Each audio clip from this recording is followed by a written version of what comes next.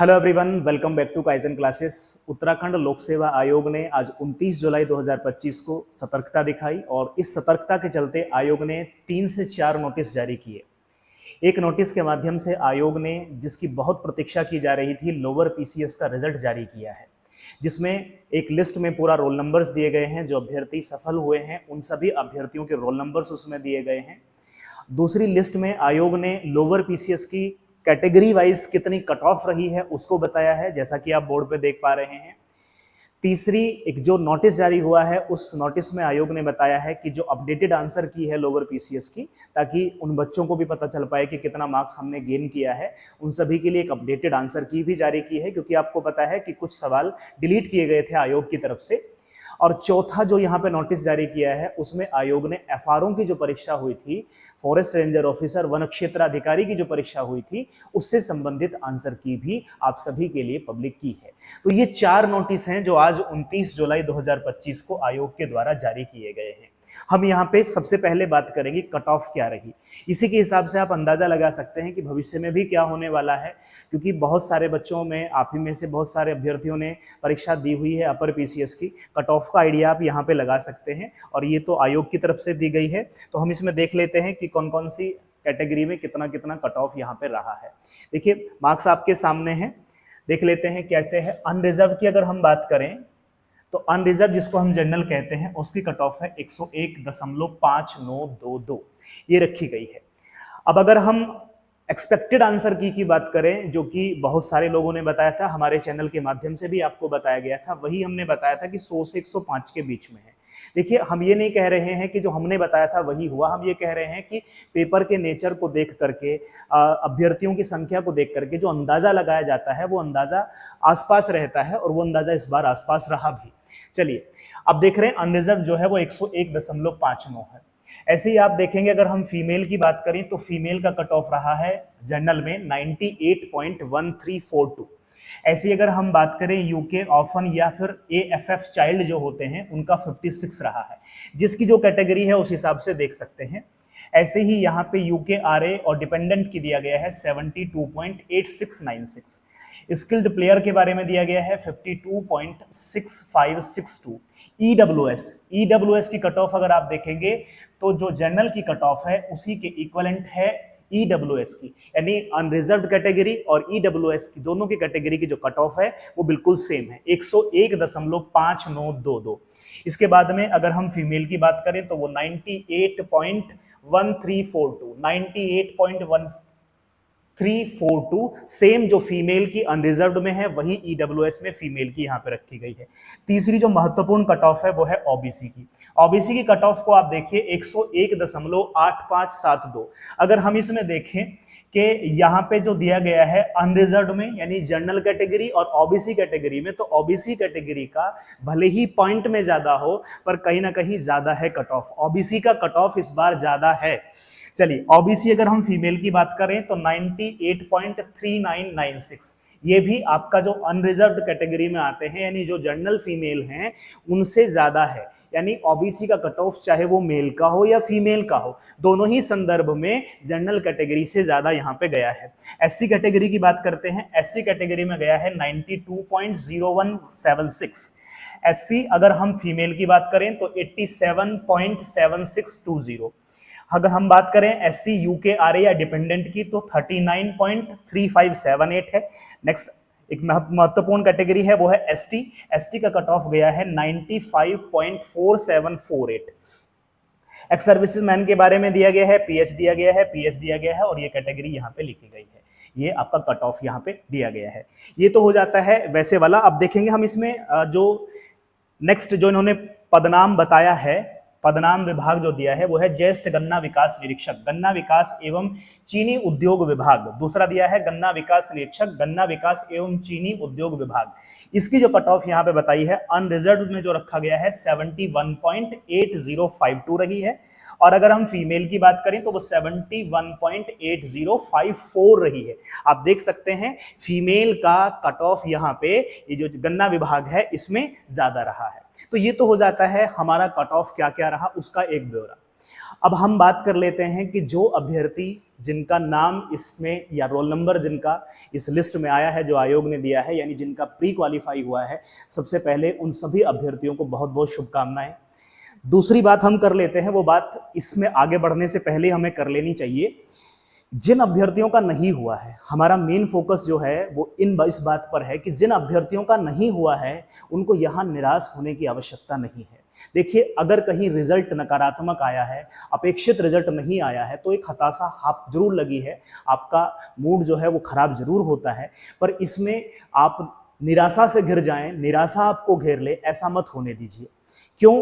क्योंकि देखिए, एक तो आपके पास में अभी भी अगर आपने अपर पीसीएस का पेपर दे रखा है तो एक आशा की किरण तो वहां भी बचती है।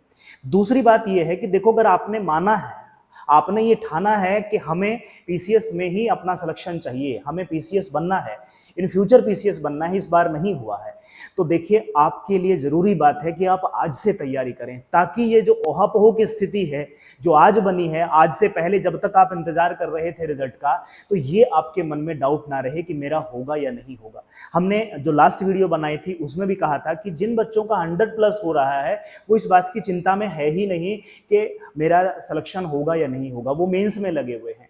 और देखिए, अगर आप अभी तक इंतजार कर रहे थे और अब आप रिजल्ट के बाद में अगर आप मेंस की तैयारी करने के लिए जाएंगे, तो अगर हम लोअर पीसीएस की बात करें, लोअर पीसीएस में जब ये रिजल्ट आ रहा है 29 जुलाई को, 29 जुलाई को रिजल्ट आ रहा है, और आपको पता है कि 13 और 14 सितंबर को इसका मेंस होना है।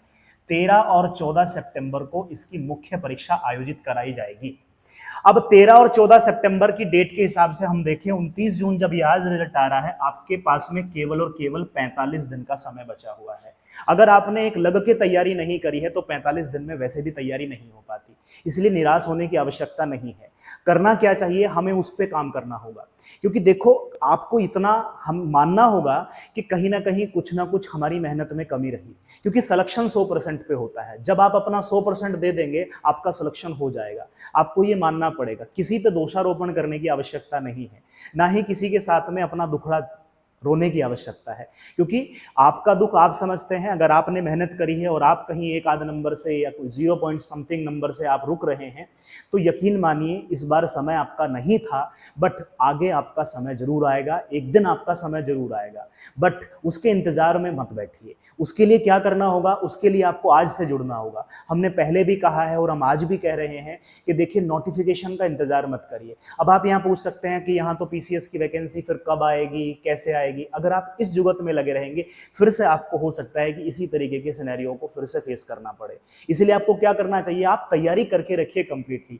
आयोग आपसे पूछ के नोटिफिकेशन नहीं निकालेगा, जब नोटिफिकेशन निकालेगा तब आप तैयारी से लबालब होंगे, आपकी तैयारी पूरी हो चुकी होगी, और आप जब पेपर देने जाएंगे तो फिर आप ये जो समय बचा है, 11 मई को पेपर हुआ था और आज 29 जुलाई को पेपर आ रहा है, इस रिजल्ट आ रहा है, इसके बीच का जो समय है, इसमें आप अपना महत्वपूर्ण समय देकर के मेंस की तैयारी में कर रहे होंगे, आंसर राइटिंग कर रहे होंगे, एस्से राइटिंग कर रहे होंगे, उन सब पे होगा। और फिर आपको मेंस में आप किसी का इंतजार नहीं करना पड़ेगा, आप मॉक इंटरव्यू देना स्टार्ट करेंगे, आप इंटरव्यू की तैयारी करना शुरू करेंगे।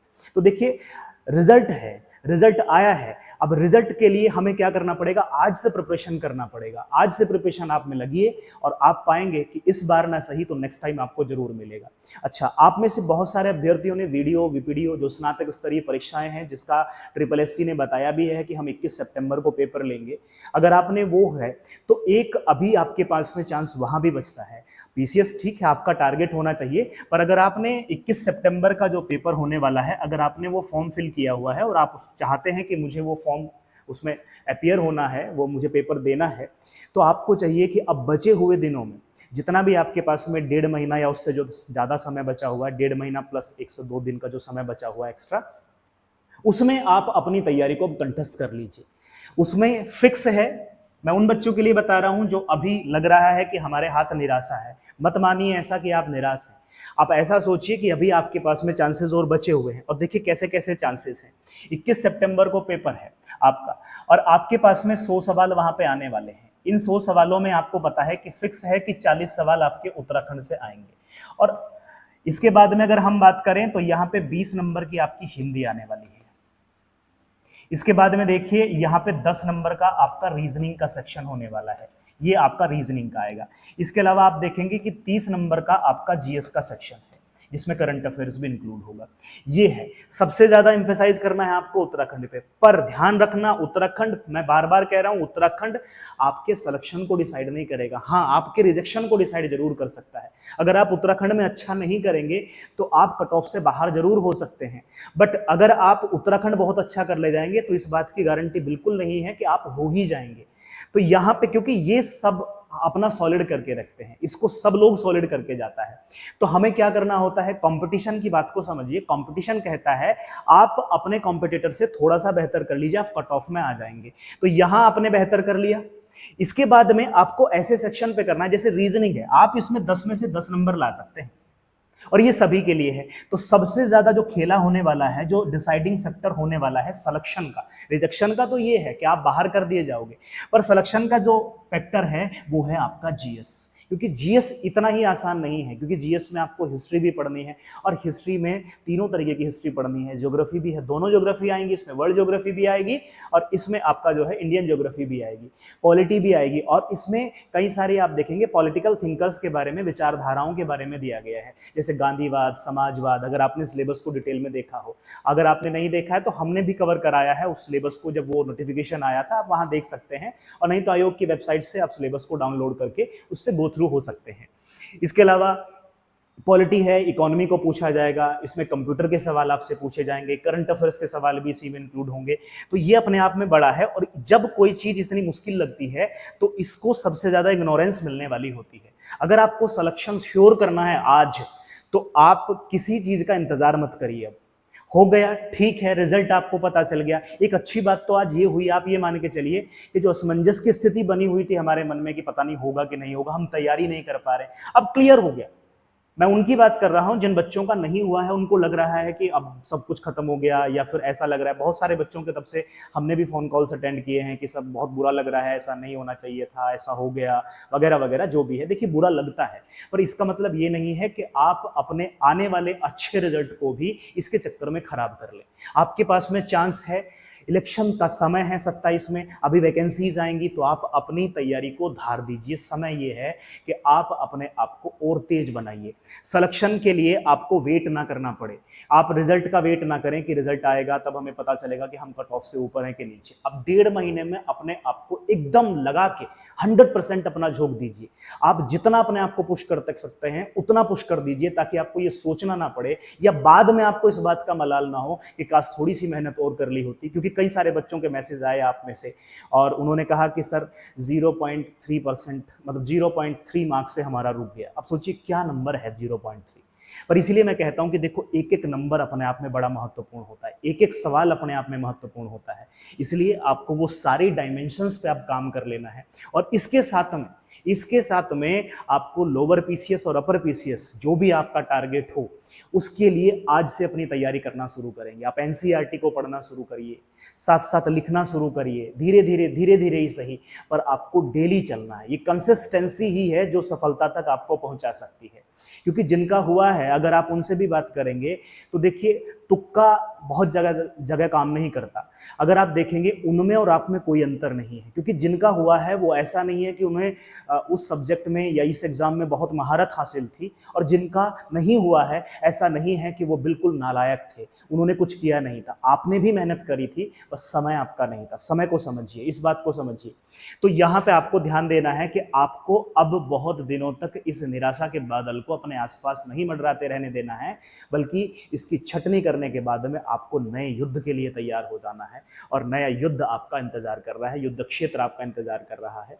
इसके लिए लगिए, नए आने वाले नोटिफिकेशन के लिए लगिए कि जब वो आएगा उसे हम देंगे। इसके अलावा आप दूसरे स्टेट्स में भी कर सकते हैं, जैसे यूपी में एलटी की परीक्षा होगी, टीचिंग लाइन में है, यूपी में बहुत सारे अलग अलग एग्जाम्स निकलते रहते हैं, पीसीएस है, लोअर पीसीएस है, वहां आप यहां से भी जाकर के भर सकते हैं, क्योंकि लोअर पीसीएस तो केवल उत्तराखंड के ही अभ्यर्थी दे सकते थे, पर वहां पे ऐसा नहीं है।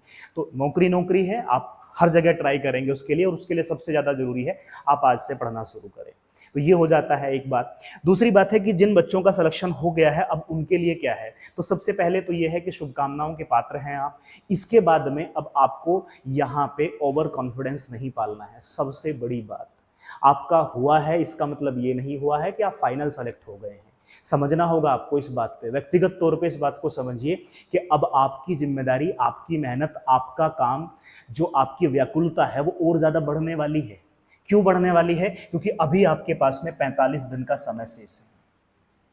इस 45 दिन के समय में अब आपको अपनी रणनीति पे काम करना है। मेरी बताई रणनीति पे नहीं, किसी गुरुजी की बताई रणनीति पे नहीं, आपकी अपनी रणनीति काम आएगी। क्योंकि एग्जामिनेशन हॉल में 13 और 14 सितंबर को आपका कलम चलेगा, आप लिखेंगे वहां पे। और कैसे लिखेंगे उसके लिए आप तैयार करेंगे, और तैयार कैसे करेंगे उसके लिए एक रणनीति, एक स्ट्रेटजी आपके अपने दिमाग में होनी चाहिए, आपकी अपनी समझ से विकसित होनी चाहिए। आपको जैसा कि पता है एक पेपर हिंदी का होना है, इसमें सिलेबस से जितना ज्यादा गो थ्रू आप होंगे उतना ज्यादा आपको फायदा होने वाला है। इसमें 2 पेपर आपके जीएस के होने वाले हैं, एक फर्स्ट पेपर है लाइक, एक जीएस का सेकंड पेपर है। इसके अलावा आप अच्छा इन्हीं में ही उत्तराखंड इंक्लूड है, यहाँ पर पीसीएस की तरह नहीं है। आप जानते हैं कि अगर हिस्ट्री पूछ रहा है तो आधुनिक भारत या मतलब इंडिया की हिस्ट्री के बारे में पूछा गया है, और साथ ही साथ में फिर उत्तराखंड की हिस्ट्री उसमें। ज्योग्राफी अगर हम इंडिया के पर्सपेक्टिव में पढ़ रहे हैं तो साथ ही साथ में हमें फिर उत्तराखंड की ज्योग्राफी को भी तैयार करना है। अच्छा भी होता है, तैयार करने में आसानी भी रहती है। इसके अलावा आप देखेंगे कि यहाँ पे एक सेक्शन आने वाला है, वो है ऐसे का, बड़ा ही महत्वपूर्ण सेक्शन है, ऐसे का सेक्शन आने वाला है। अगर आप इनको देखेंगे तो आप इस पे, अब आपका जो मेन चीजें हैं वो ये 4 हैं, इनमें आपको काम करना है। इन 4 को काम करते हुए आपको एक बात ध्यान रखनी है कि आप 45 दिनों में जो सबसे ज्यादा क्रूशियल है, आप मुझसे एक शब्द में पूछेंगे कि बताइए सिलेक्शन के लिए क्या एक जरूरी तत्व है जो हमें करना चाहिए, तो मैं कहूंगा कि अब आपको उत्तर लेखन करना है, यानी आंसर राइटिंग करनी है। केवल और केवल आपको आंसर राइटिंग आपका बेड़ा पार उतार सकती है। केवल और केवल आंसर राइटिंग आपको सफलता दिलाएगी, क्योंकि आप बाद में जाते हैं, पहले आपका उत्तर जाएगा। तो आपको आंसर राइटिंग पे फोकस करना है। देखिए ये बाजार है, मार्केट है, मैं भी मार्केट में हूं, आप भी मार्केट में हैं। अभी बहुत सारे लोग इस तरीके से आएंगे, 45 दिन का क्रैश कोर्स होता है। आपने अगर तैयारी करी है, प्री ऐसे ही तो नहीं हुआ आपका, तो आपने तैयारी करी है, आप सोचिए कि आपको प्री की तैयारी करने में कितना समय लगा था। आप जब से तैयारी कर रहे हैं कायदे से बताइए, आपको प्री की तैयारी करने में क्या आपने 45 दिन में प्री क्रैक कर लिया? नहीं कर पाए होंगे आप 45 दिन में। हो सकता है कि आपको 2 साल लगे हो सकता है आप 1 साल से लगे हो सकता है 6 महीने से आप लगे हो, पर कभी भी आप ऐसा नहीं कह सकते कि मैंने 45 दिन में या मैंने 1.5 महीने में अपना प्री क्वालिफाई कर लिया। 1.5 महीने की तैयारी में अगर प्री नहीं हुआ तो 1.5 महीने की तैयारी में फिर मेंस कैसे हो सकता है? तो ऐसे में क्या कर लेना चाहिए? ऐसे में इतना करना चाहिए कि देखो, अगर आपने प्री किया है तो दैट मीन्स कि आपके पास में रॉ मटेरियल तैयार है। इस पे आपको करना ये चाहिए कि राइटिंग प्रैक्टिस करनी चाहिए। XYZ कहीं से कर लीजिए, मैं प्रमोशन नहीं कर रहा हूं अपना, आप कहीं से कर लीजिए, आप सेल्फ स्टडी करिए, आप अपने से लिखना शुरू करिए। मैंने पहले भी कहा था, मार्केट से जाइए, जो मॉडल आंसर की बुकलेट आती है आप उसको खरीदिए, उसी पे बेस्ड सवाल को लिखिए और उससे मिलान करिए, खूब लिखिए, लिमिटलेस लिखिए। आप ऐसा सोचिए ही नहीं कि भैया कितने आंसर मुझे एक दिन में लिख देने चाहिए। आप 5 लिखिए, 6 लिखिए, अपनी क्षमताओं से परे लिखिए। आप रात लिखिए, दिन लिखिए, क्योंकि जितना ज्यादा आप लिखेंगे, क्योंकि अभी तक लिखने की प्रैक्टिस नहीं हुई। अगर आपने कायदे में मेंस की आंसर राइटिंग नहीं करी है तो आपको लिखते हुए अभी तो उंगलियां भी दुखने वाली हैं, क्योंकि अभी अब तक हमने क्या किया था, एक लाइन पढ़ी हमने किसी भी किताब से और हमने टिक करना सीखा है। जब आप इसको लिखेंगे तो आपको लिखने में भी थोड़ी बात शुरुआत में आपको जद्दोजहद करनी पड़ेगी, सीखना पड़ेगा। तो आप अब अगले 45 दिन में, आज से मैं इंक्लूड करूं 29 तारीख से और 13 तारीख तक का, हम 12 तारीख तक का अगर हम टारगेट बनाते हैं तो हमारे पास में अब उत्तर लेखन के लिए, आंसर राइटिंग के लिए 45 दिन का समय बचा है। इन 45 दिनों में आपको जितना ज्यादा आप लिख सकते हैं, यहां कोई लिमिट सेट मत करिए अपनी, किसी से पूछिए नहीं कि दिन में 2 लिखे आंसर, 5 लिखे, जितना आप लिख सकते हैं उतना लिखिए। हर सब्जेक्ट पे लिखने की कोशिश करिए। पेपर है GS1 दिया गया है, अब GS1 में केवल एक पेपर, एक सब्जेक्ट नहीं है, कई सारे सब्जेक्ट हैं, तो हर एक सब्जेक्ट पे मल्टीपल आंसर्स आपको लिखने होंगे, हर एक टॉपिक पे लिखना। ऐसे दिया गया है, हर एक सेगमेंट पे, जो एस्से में जो यहाँ पे इन्होंने सेगमेंट दिए हैं कि हम इस सेगमेंट से सवाल पूछेंगे, इस एरिया से सवाल पूछेंगे, उन सभी एरिया पे आपको 15-20, कम से कम 15 से 20 आंसर लिखने होंगे पूरे के पूरे एस्से, जो 600 से 700 शब्दों में आयोग कहता है। इसके लिए आपके पास में कुछ मटेरियल भी होना चाहिए, कुछ आपके पास में कुछ कंटेंट भी होना चाहिए। अगर आपके पास में नहीं है तो इन सारी चीज़ों को आपको अगले 45, इसलिए मैंने कहा कि अब आपकी व्यस्तता, आपकी मेहनत अब 2 गुनी नहीं 4 गुनी होने वाली है। और अगर आप इस 4 गुनी मेहनत को आज से स्टार्ट करते हैं, खुशी होली, जितना होना था हो चुका है, ठीक है, आपका रिजल्ट आ गया है, आपका सिलेक्शन हो चुका है प्री में, तो अब आपका काम बचता है मेंस में, क्योंकि असली फाइट तो जो है वो मेंस में होनी है। प्री में तो उतनी फाइट नहीं होती है जितनी मेंस में होनी है। तो सारा खेल यहाँ से डिसाइड होगा। इसमें आपको क्या करना होगा, आंसर राइटिंग पे फोकस करना होगा। अगर आप हमारी बात करें तो हमारे द्वारा आपको एक आंसर राइटिंग प्रोग्राम में जोड़ा जा रहा है, हमारे द्वारा आंसर राइटिंग प्रोग्राम चलाया जा रहा है। आप चाहें तो उसमें जुड़ सकते हैं। हमारे द्वारा ये जो जीएस के 2 पेपर हैं, इन दोनों जीएस के पेपर में जो आंसर्स हैं उनको कराए जाएंगे, हर एक सब्जेक्ट से आंसर लिखवाया जाएगा। इसके साथ में जो हमारा हिंदी का सेगमेंट है, हिंदी के सेगमेंट से संबंधित जो उत्तर लेखन हो सकता है, आंसर राइटिंग प्रैक्टिस हो सकती है, उसको लिखवाया जाएगा। और मेन फोकस हम करने वाले हैं एस्से के सेगमेंट पर, इसको आपको लिखवाना सिखवाया जाएगा। हम आपको कोई क्लास नहीं देंगे, हम आपको कोई क्रैश कोर्स नहीं कराएंगे, क्योंकि इतना हमें भी पता है, आपको भी पता है कि 45 दिन में हम क्लास के साथ में और आपके साथ में जस्टिस नहीं कर पाएंगे। तो जितना आपने पढ़ा है, आप यकीन मानिए उस पढ़े हुए पर कि आप उससे मेंस निकाल सकते हैं। अगर आप ये आर्ट सीख लें, अगर ये लिखने की कला आप सीख गए, तो आपका मेंस भी क्वालिफाई होगा। ऐसे ही किसी रोज शाम को 4-5 बजे के आसपास, ऐसे ही किसी रोज आप स्क्रीन को, मोबाइल को खोलेंगे, स्क्रॉल करेंगे और आपका रोल नंबर आपको दिखेगा। अगर आपको ये चाहिए तो शिद्दत से मेहनत करिए और कायदे से चीज़ों को चुनिए। अब इसमें अगर आप चाहें जुड़ना तो जो नंबर हम यहाँ पे लिख रहे हैं, इस नंबर पे आप हमें संपर्क कर सकते हैं। हम आपको आंसर राइटिंग प्रोग्राम में जोड़ने वाले हैं, जिसमें हम आपको, अच्छा अगर आपको ये लगता है कि मैं जीएस में ठीक ठाक लिख लेता हूँ या लिख लेती हूँ, मुझे एस्से में थोड़ी दिक्कत आती है कि एस्से का मुझे डायमेंशन समझ में नहीं आता, कंटेंट समझ में नहीं आता, कैसे हम इंट्रोडक्शन लिखें, कैसे हम मेन बॉडी को लिखें, कंक्लूजन पे कैसे जाएं, पॉजिटिव कंक्लूजन होना चाहिए कि नेगेटिव होना चाहिए, या फिर कुछ इस तरीके का फैक्चुअल कंटेंट हम उसमें डाल सकते हैं। तो इसके लिए आप हर सेगमेंट में अलग अलग जुड़ सकते हैं।